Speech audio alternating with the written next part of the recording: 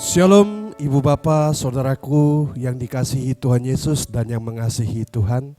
Luar biasa ya, pagi yang indah ini kita boleh ada karena Tuhan ada bagi kami, bagi kita ya. Ibu Bapak, sebelum kita melangkah dalam kegiatan kita akan merenungkan firman Tuhan sebagai dasar kita melangkah. Namun sebelumnya saya ajak kita untuk berdoa. Bapa di sorga, Bapa yang mulia, saat ini kami akan merenungkan firman-Mu.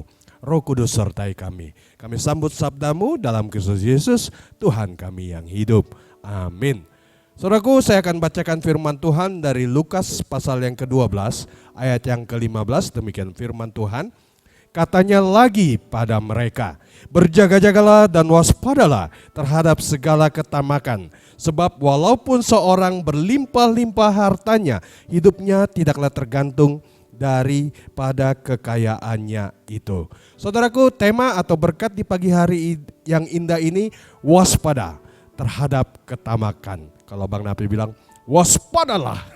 Saudaraku yang dikasih Tuhan Yesus, ketamakan adalah salah satu dari kata yang sangat jelek, pasti yang negatif ya, dalam perbendaharaan rohani kita. Namun kita tidak menganggap hal ini sebagai hal yang tidak penting, hal yang selalu serius, sebagai hal yang serius.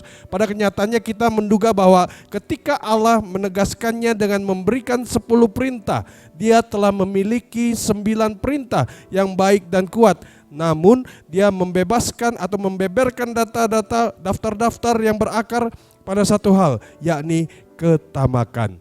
Ibu Bapak bisa lihat dari Keluaran 20 ayat yang ke-17. Saudaraku, Tuhan Yesus memberikan peringatan, perkataannya ini tentang ketamakan kepada seseorang ataupun seorang yang mau memotong pembicaraannya ketika dia mengajar.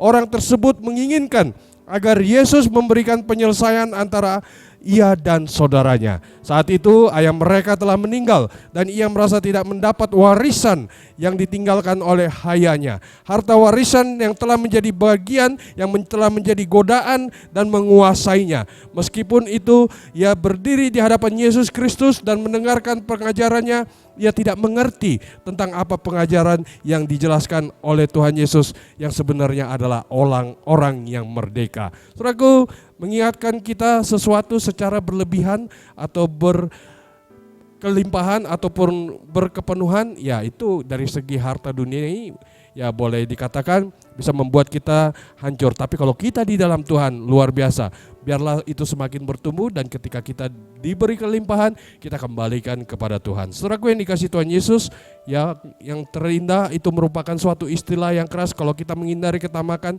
atau kerakusan. Mari kita mendengar Tuhan dan hukum-Nya. Dia mengingatkan atau menginginkan kita lebih mengenal Allah.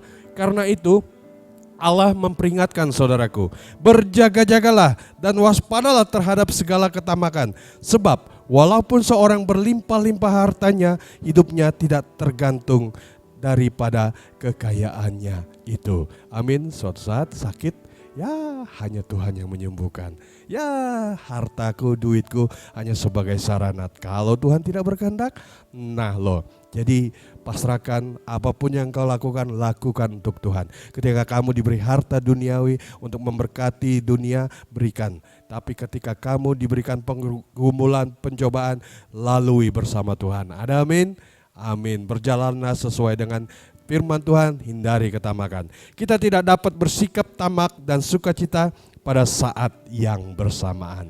Selamat melangkah sepanjang hari ini dalam kegiatan aktivitas kita.